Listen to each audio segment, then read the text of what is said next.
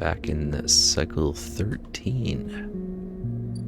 And we're doing pretty well so far. Eventually we will need to inject ourselves. But for now, let's end this cycle and move on. I'm Seth on duty. Let's survive just one more day. Oh, starving. Okay, Yatagan. Back into the cloud. Yatagan, where are they?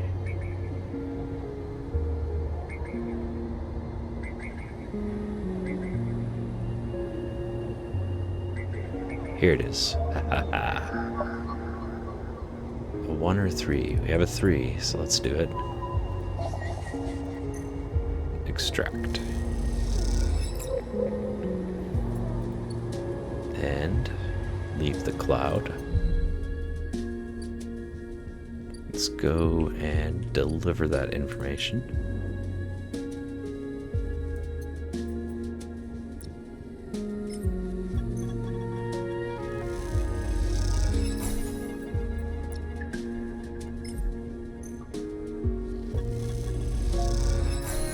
Done.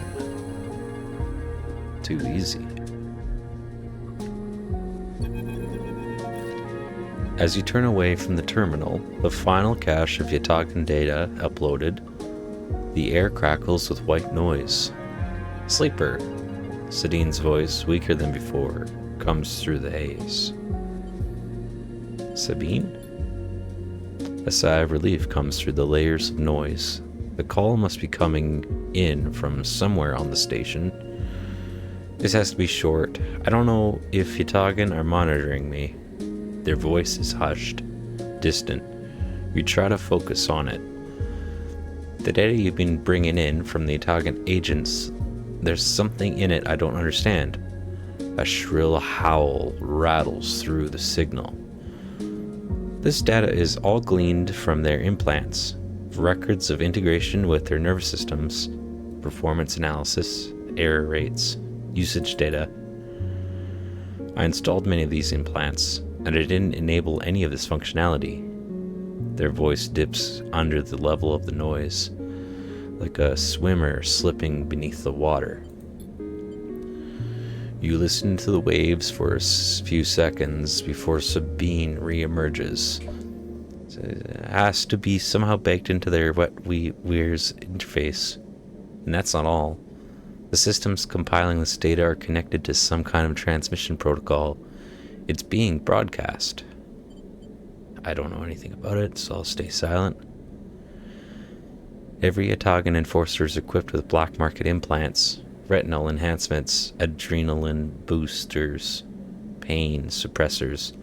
These implants are gathering data on themselves, on the enforcers' bodies, on their performance.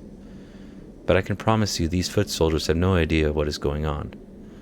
The background tone switches, dropping to a grainy rumble. If they knew, I don't imagine they would be happy with the situation. Yatagan could have a mutiny on their hands. You lean toward the terminal, straining to listen to Sabine's faint voice.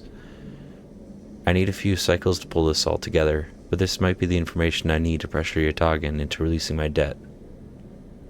Oh, Yannick, into releasing my debt. Who is Yannick? He is one of the heads of Yatagan. They pause. It is better you don't know him. Keep it that way.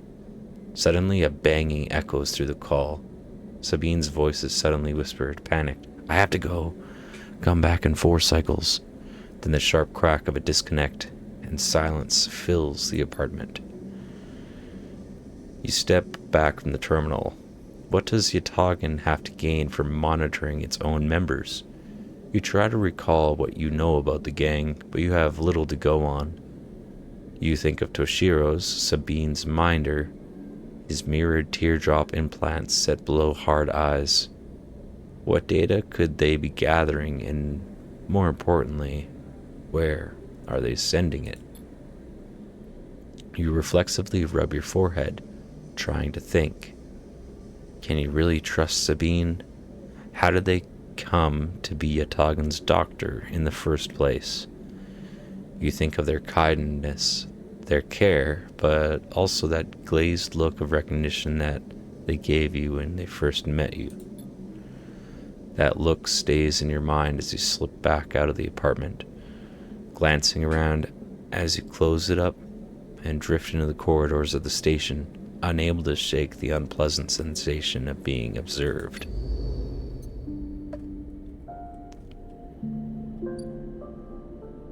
We have to pay that bill. Let's see if... Yes, Fang has something for us. As you arrive, Fang comes striding towards you, taking you by surprise. Let's go, sleeper. He puts a hand on your shoulder and turns you back the way you came. Follow his lead. He steps into the passageway, guiding you downring towards the shipyard. Sorry for the hurry, but we have something of an opportunity. That data you ripped, well done, by the way, he grins. Tells me Harden is making a rare inspection of sidereal horizon this cycle.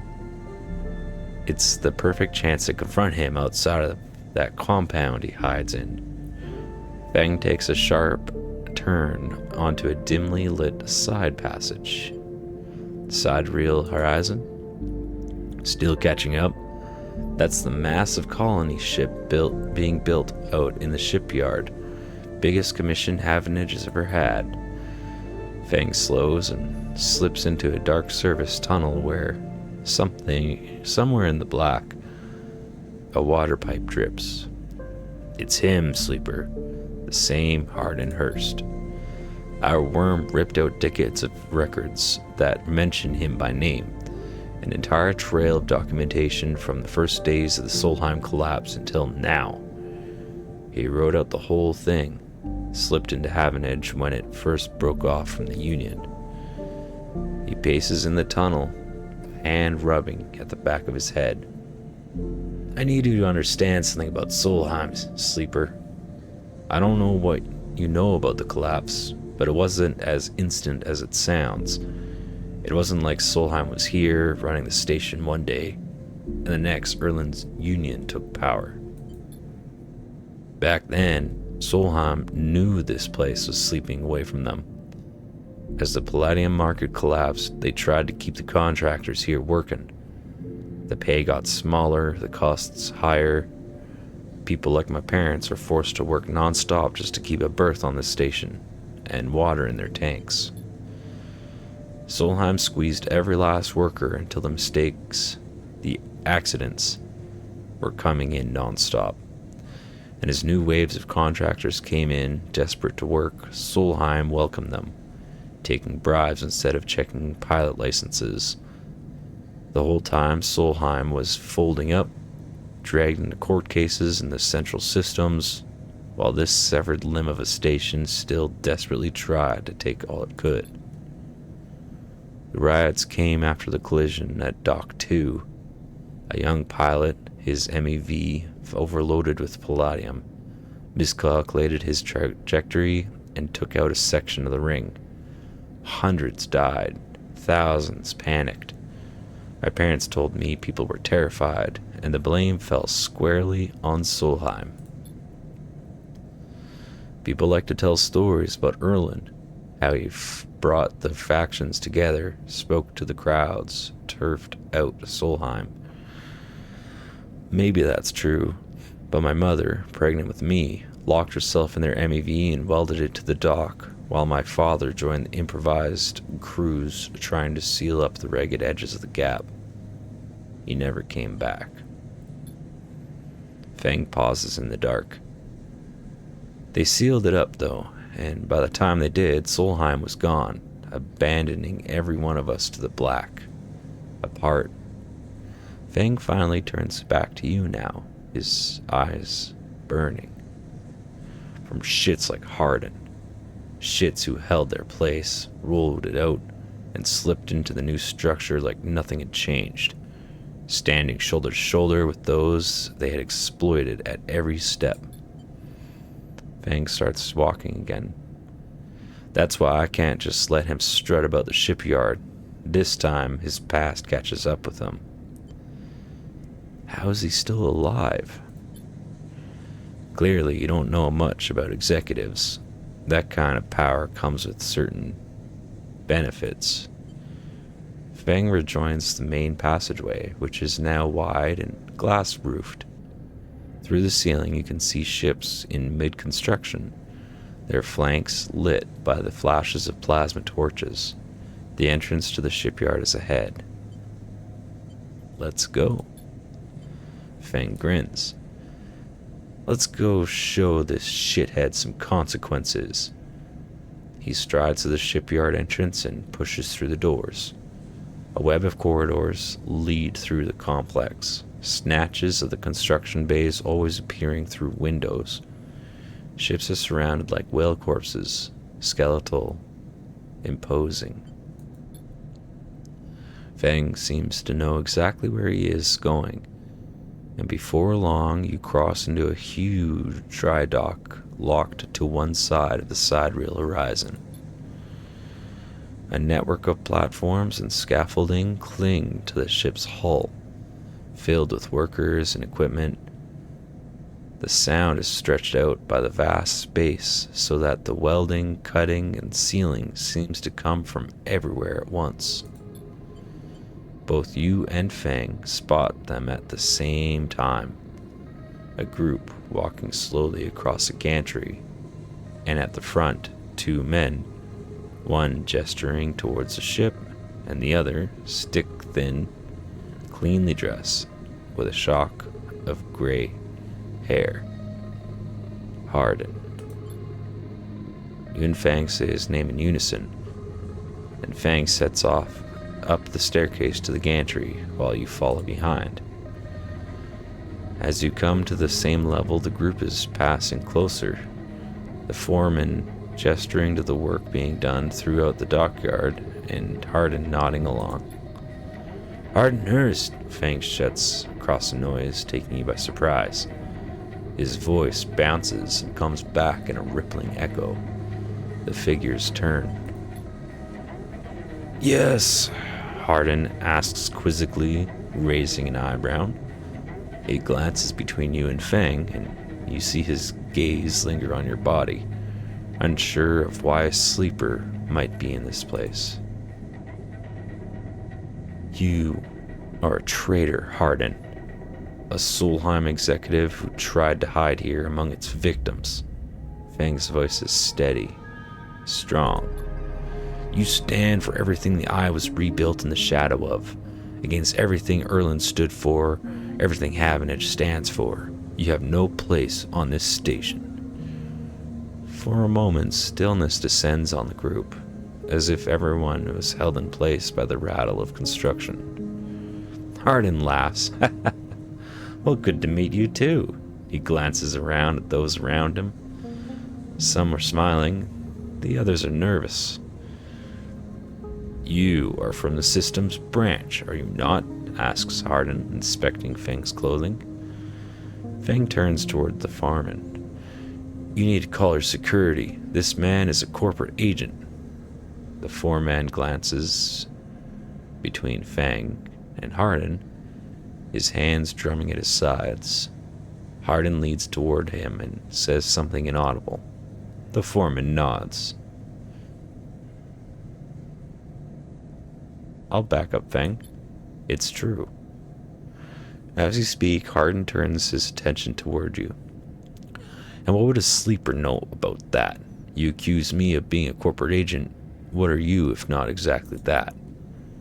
He looks around at the group. You are already eyeing you with suspicion. You are a product of S&R. You have no place in a Havenage shipyard. Who knows what signals you are sending back to your makers? A murmur of approval runs through the group. Fang holds up a stick of memory. You guessed right. I am from Systems, and I have records that link you directly to Solheim right here. He turns to the foreman again. So once again, I am asking you to take this man into the custody of the shipyard. The foreman remains still. Hardin's voice is calm, measured. If you have such data, why hasn't it been submitted to a members' meeting for proper review? He shakes his head. I have nothing to hide. Unlike a man who does not announce his name, who enters my shipyard with corporate property in tow and tries to turn my own men against me. You hear it now, the echoing sound of boots on walkways, coming from all angles at once, and then settling behind you. Please, says Hardin, submit the data through the correct channels, then we can talk. For now, however, you must leave. He gestures behind you to the security detail, their hands on boxy black sidearms at their sides. Feng spits. Bleh. Hardin, you shithead. You can't wriggle out of this one. A security officer draws their weapon and levels it. Feng turns and stares him down.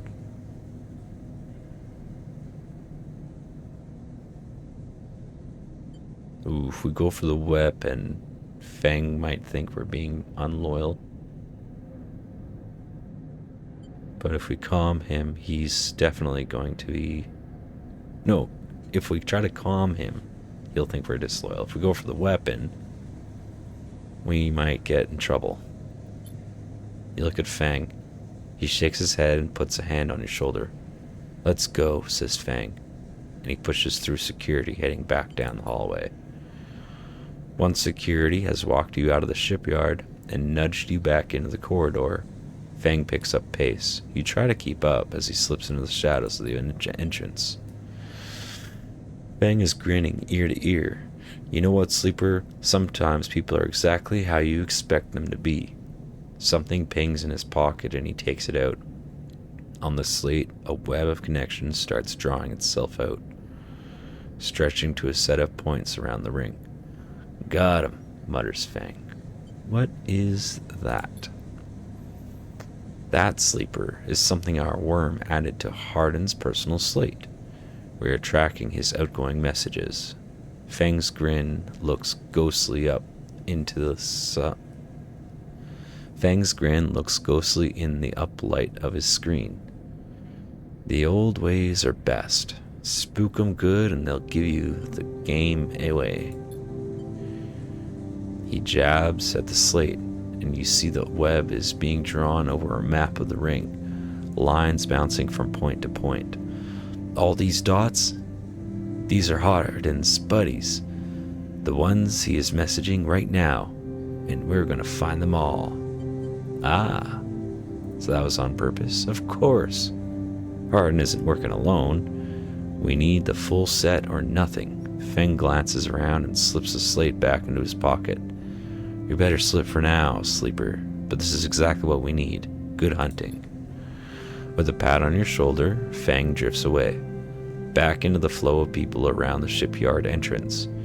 You watch him go, unsure whether to be angry or impressed.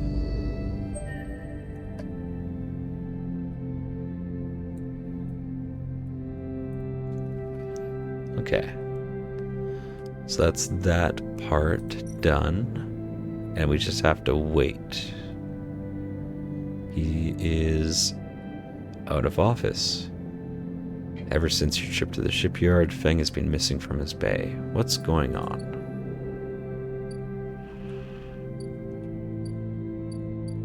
So we should eat. We should also try and attempt to pay this.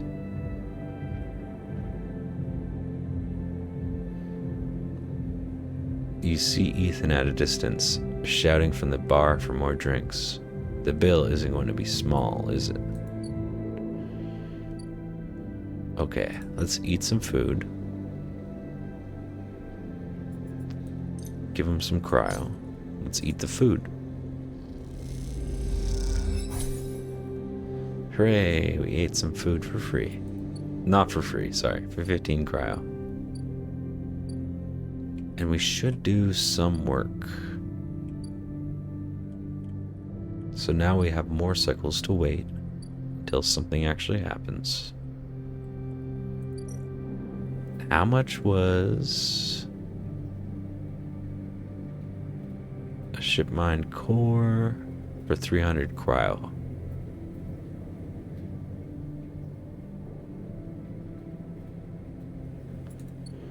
Right. We're not doing that. This would cost us 150 cryo to pay our way there. But we are close. We're getting close to that. So I'm thinking helping them move would be a good one to do. Let's unload containers, make some cryo. Yes, we got more energy from that as well. That's good. So we have to wait for Sabine, and we have to wait a few days for him as well.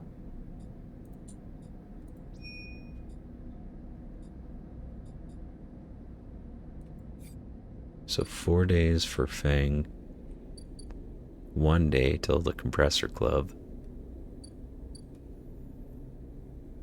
and another 4 cycles for Sabine. Okay, let's go to sleep then.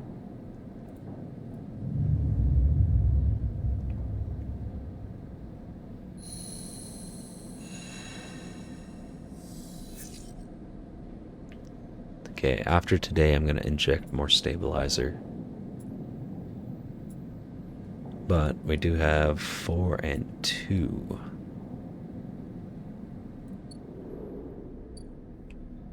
Okay, let's see how much it costs to deal with his tab. How can someone drink this much in 6 cycles? Ethan hasn't held back while he has been at the compressor. It's 58 cryo. That's a lot.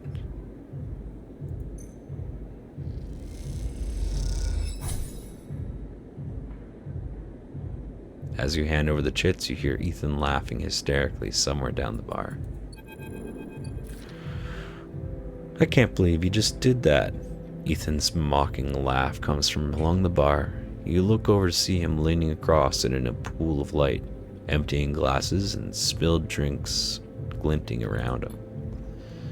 It's always dark in the compressor, but this cycle the place is packed, a load of spacers mixing with the locals. Usually they run. Ethan spins a glass on the bar. Or they go spend their savings on some local heavy I have to put down. They don't pay. I'm just gonna walk away. Ethan gets to his feet. The glass falls and smashes, but he doesn't seem to notice. You think that's it? 1 round of drinks and we are even? Sleeper, come on. His hand comes to rest on the butt of his handgun, dangling from a chest holster. What's wrong with you? Ethan laughs hard, and the people around him turn to see what's happening. You think this is on me? I'd think someone in your position might have a better idea of how this all works. I'm a freelancer, Sleeper, just like you. We both signed a contract with SNR, didn't we? The difference is that my word means something. He closes the gap, stumbling a little. What did you think? You could just run away from your contract, your debt? You could just steal that natty little body of yours and take it for a joyride? Play human for a cycle or two? I'm nothing like you. That's what I'm saying. Ethan is addressing the bar now, having noticed the attention from the other patrons. You are a coward. I'm a professional. Even though I should thank you, Ethan nods, his head heavy, for giving me such an easy job. I'm used to outlaws, you know, real bounties. If I knew catching saddle escapees like you was so easy, I would have changed clients ages ago. Someone shouts from the back of the bar for Ethan to shut up. He holds up a finger in that general direction without turning around. I'm going to stay silent. Nothing to add? Ethan turns and walks back to the bar. Good. Lesson learned. Ethan sits heavily back down on his stool and searches through his glasses for one with something left in it. Thing is, sleeper, I can find you anywhere. It's actually wild that you haven't figured it out. That body isn't yours, and it will always betray you, no matter what. He finds a glass and downs the contents. So please, go. I'll catch up with you whenever I need another. He laughs and taps the bar for a fresh drink. Look at yourself.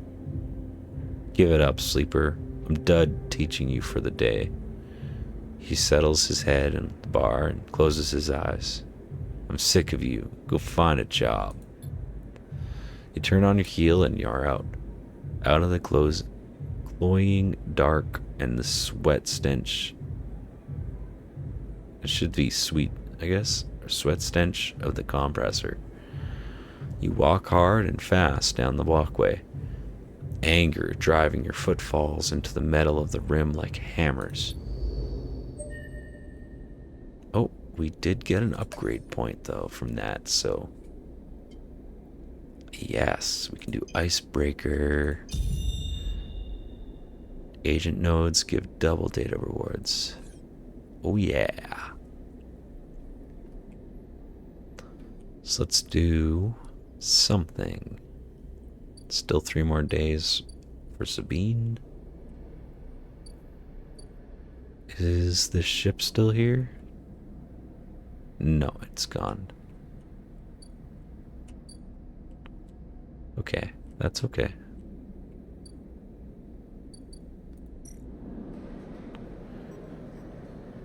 We still don't need any of this.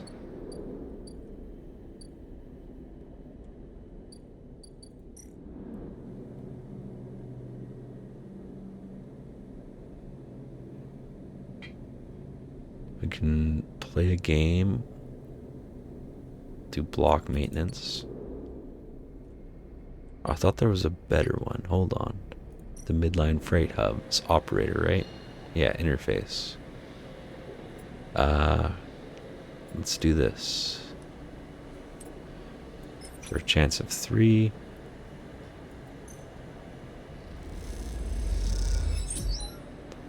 Plus 16 cryo. Let's do it again. Plus 10 and plus 5.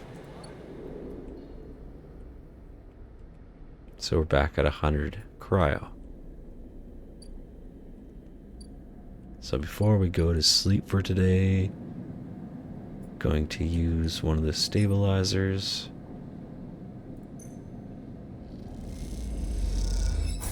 Boom. Body repaired, condition stabilized. You feel the stabilizer fizzing inside you, your artificial muscles cramping in sequence. End the cycle.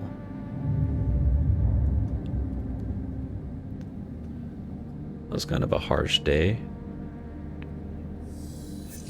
Whew. We do have a full set of dice now.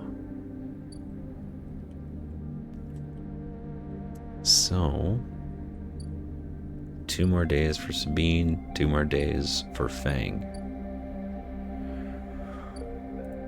Let's just keep doing work then. This one is +1. So let's do 5.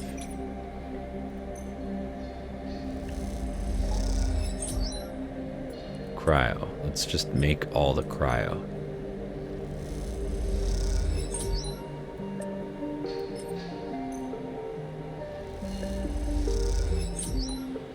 Doing so much work. Then we have a 1 and a 3.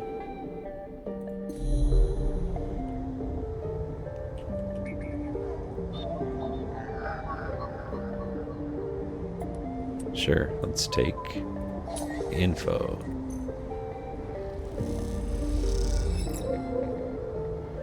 So that one's done for the day.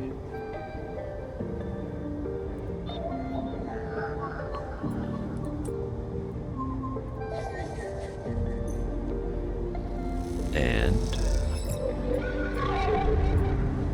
we got icebreaker. Oh, the hunter. I forgot about this guy. Uh-oh. Those familiar threads wrap around you, bind you, test you. Entity, submit. Hunter's strange head bobs in your vision. Your ally in the sealed dock cannot save you. Continue. In that globed head, you see whirling strings of data, so many spinning there that they threaten to tear through the thin skin and whip out into the void around. What happened to this creature? The threads squeeze, and you lose any sympathy you might have had. You must escape. Strike. You lash out once more, pushing Hunter back, severing threads that regrow as fast as they are broken. As you slip away, you realize you have to find a way to deal with Hunter once and for all. This is getting too dangerous.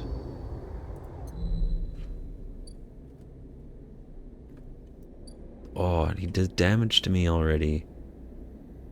So we had 1 day of full dice. That's so brutal. You might as well eat something, because otherwise we're just going to be starving.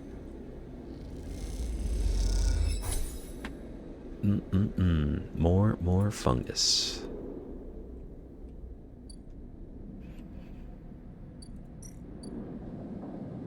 Go to sleep.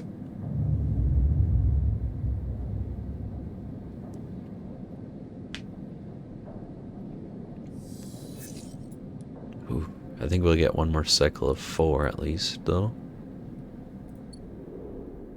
One more day for Fang. One more day for Sabine. Let's do some more work over here. That's all I'm gonna do this time. Come on. Negative outcome, +6 cryo. That's okay.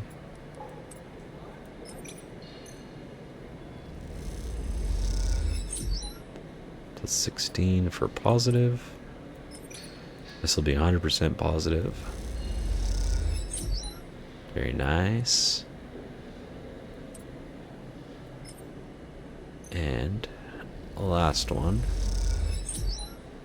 16. So we almost have 200 cryo.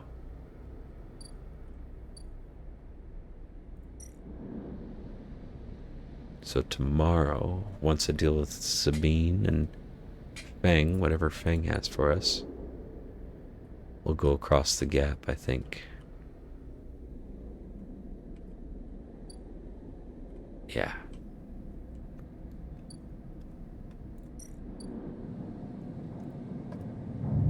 This isn't getting any easier, I'll say that. Oh, I was starving. Now I'm starving. Oh, I'll get one more day of 4 dice. Okay, Harden. Harden, Havenage leader. It's been more than a few cycles since Fang confronted Harden. The silence since has been noticeable.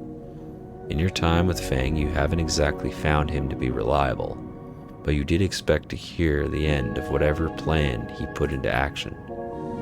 But if he won't come to you, you think as you approach the Havenage building, then it's time to come to him. After all, he did promise to fix your tracker, and you are getting nervous. As you approach the bay doors, you see them wide open, and the light pouring out of the once dark room.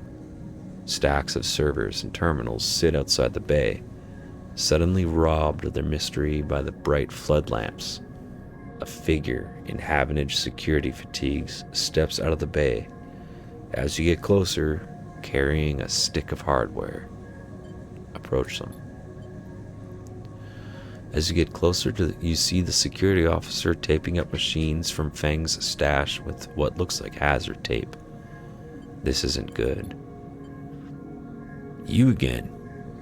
Hardin is there, leaning beside the bay entrance so calmly that you barely noticed him. He has a slate in his hand, an inventory of seizures scrawled across it. Predictable. Further evidence of Feng's collusions. You see another security officer come out of the bay and take notice of you. Hardin pushes away from the wall and comes closer. Don't worry, Sleeper. We have all the evidence we need. A confession won't be necessary. He gestures around the stacks of hardware, spying on fellow Havenage members, hoarding Solheim materials, an obsession with corporate data. It speaks for itself, does it not? Tells you nothing. Oh, it could be quiet here. Nothing to add? He looks up at the glass roof above and stars beyond. We are the ones that provide the oxygen you are breathing, the light you are seeing, the systems you use every day to live out your cycles. This place was hard fought for, Sleeper. It took work, diplomacy, and strength to stop the Eye descending into chaos after Solheim collapsed. Not blind conviction or self-interest. You're the self-interested one. More accusations. What have you achieved, Sleeper?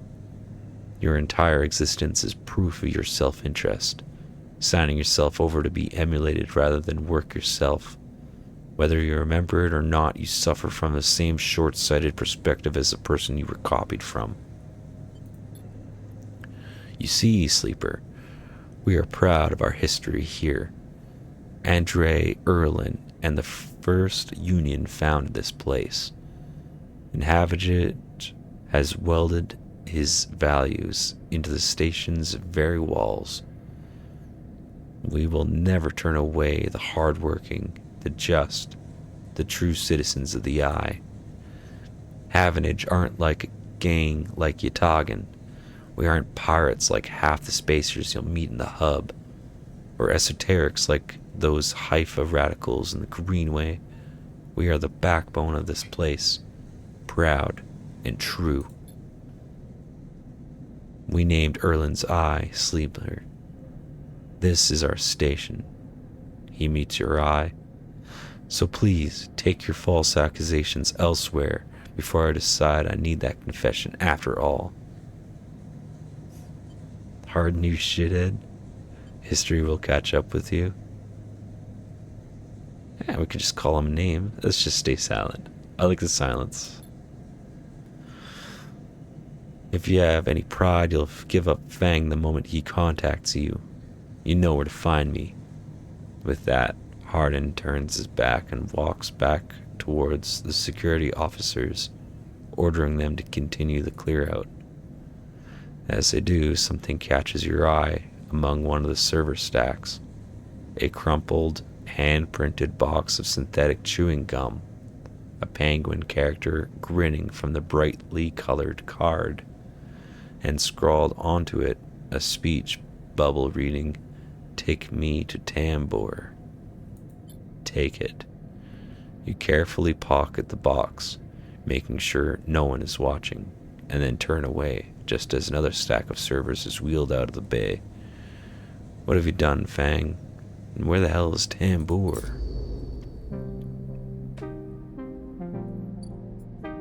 Fang's gumbox. That's the little penguin saying, "Take me to Tambor." Okay, let's deal with Sabine as well.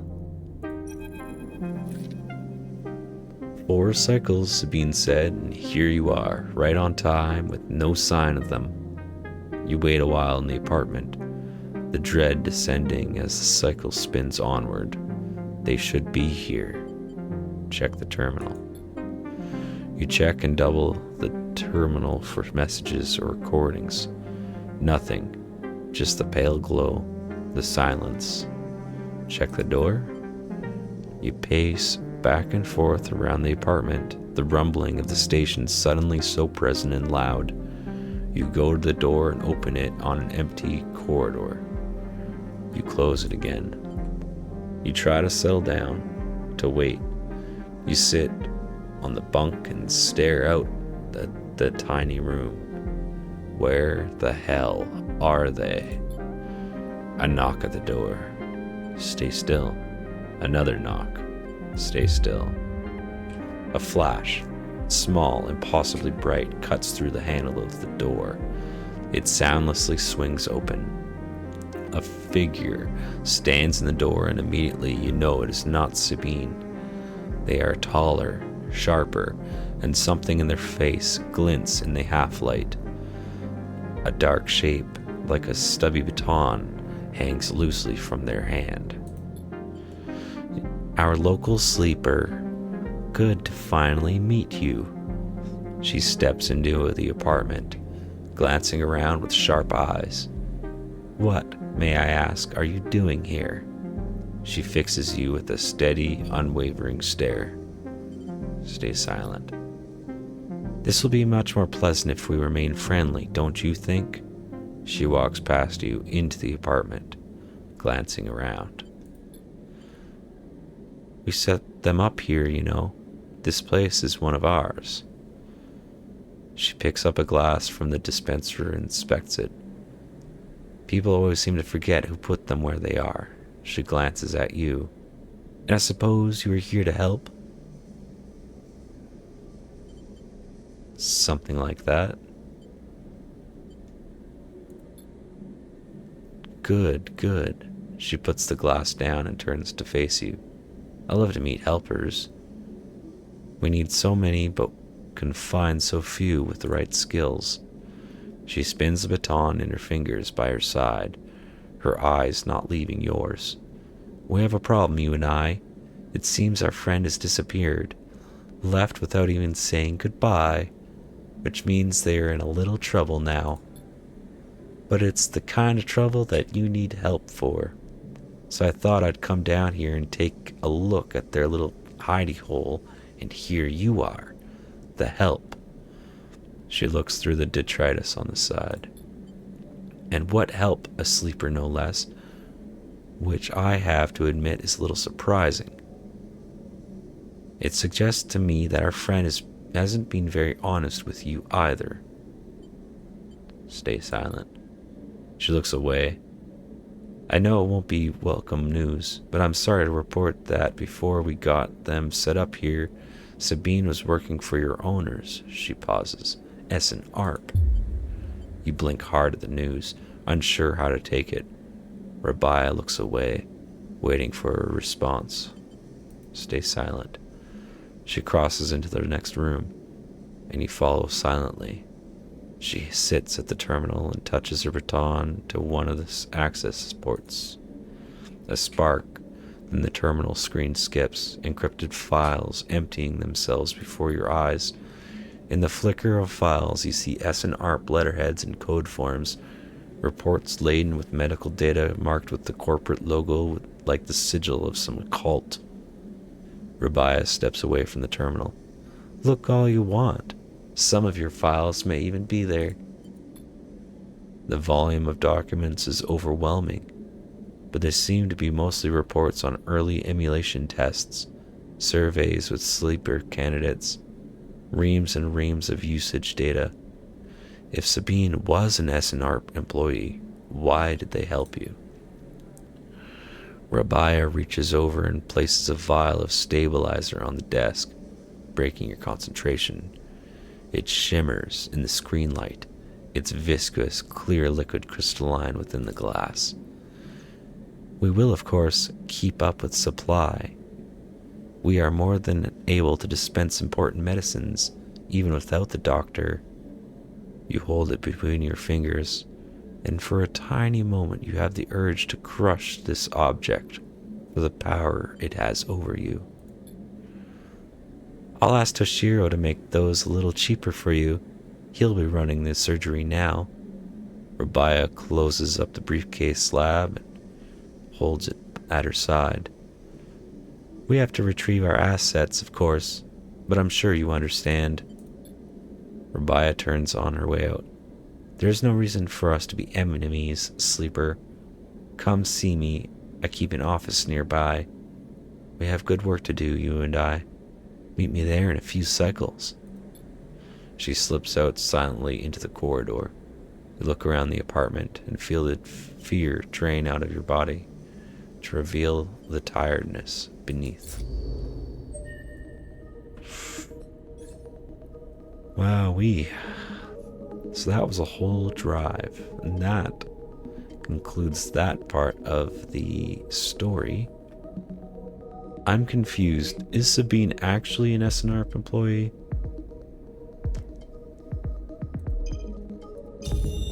Let's give ourselves the Thrill Seeker chance to gain energy after engage. And with that, my friends, I'm gonna have to leave this until the next one. Join me in the next video. I hope to see you there. I'm Seth on duty, signing off.